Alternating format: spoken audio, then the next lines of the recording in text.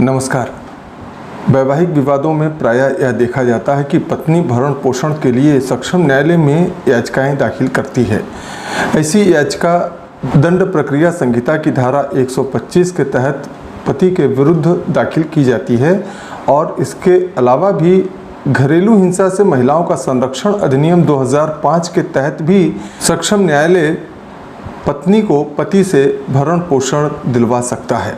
और घरेलू हिंसा से महिलाओं का संरक्षण अधिनियम के तहत जो भरण पोषण न्यायालय द्वारा दिलवाया जाता है वह धारा 125 में भरण पोषण के आदेश के अतिरिक्त होता है।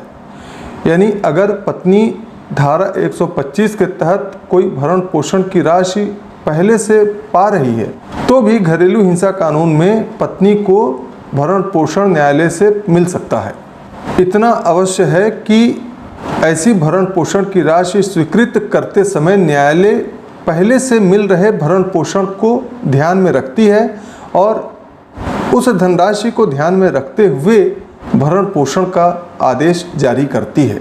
यानी मान लीजिए पहले से पत्नी को 10,000 रुपये महीना भरण पोषण पति से प्राप्त हो रहा है तो फिर उस धनराशि को ध्यान में रखते हुए न्यायालय अब जो उचित लगेगा न्यायालय को उतनी धनराशि भरण पोषण के लिए स्वीकृत की जा सकती है।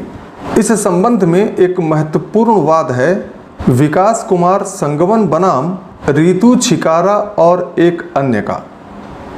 इस मामले में न्यायालय ने यही कहा था कि यदि पत्नी को भरण पोषण धारा 125 के तहत मिल रहा है तो भी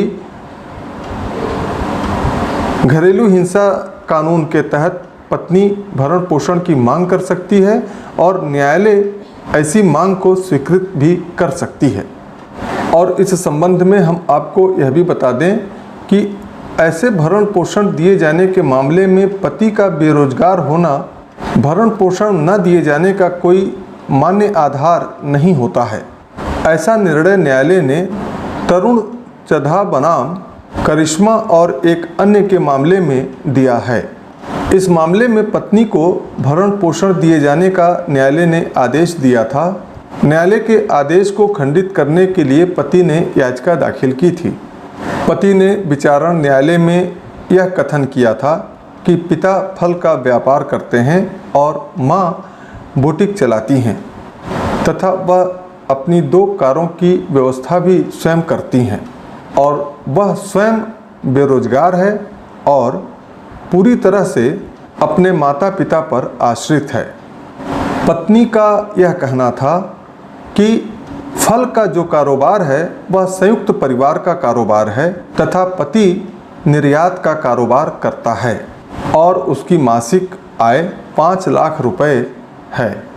इस मामले में पति ने ऐसा कोई सबूत नहीं दिया था कि वह अपने माता पिता से कितनी धनराशि महीने में प्राप्त करता है। इसलिए निचली अदालत द्वारा 8,000 रुपया महीना पत्नी को दिए जाने का आदेश न्यायालय ने खंडित करने से इनकार कर दिया और न्यायालय ने यह माना कि यह धनराशि उचित है और ज़्यादा नहीं है और इसलिए पति की याचिका को खारिज कर दिया गया। तो इस प्रकार से हम देखते हैं कि वैवाहिक विवादों में पत्नी को भरण पोषण का अधिकार कई कानूनों में प्राप्त है और उन कई कानूनों में पत्नी भरण पोषण की मांग न्यायालय से कर सकती है। आगे के वीडियो में भरण पोषण से संबंधित कुछ और जानकारी हम आपको देंगे।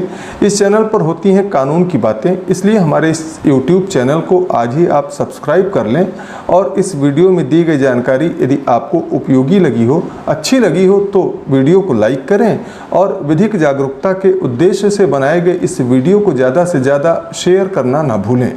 और इस संबंध में यदि आपका कोई प्रश्न हो तो नीचे कमेंट बॉक्स में आप अपना प्रश्न कर सकते हैं, हम उसका जवाब देने का पूरा प्रयास करेंगे।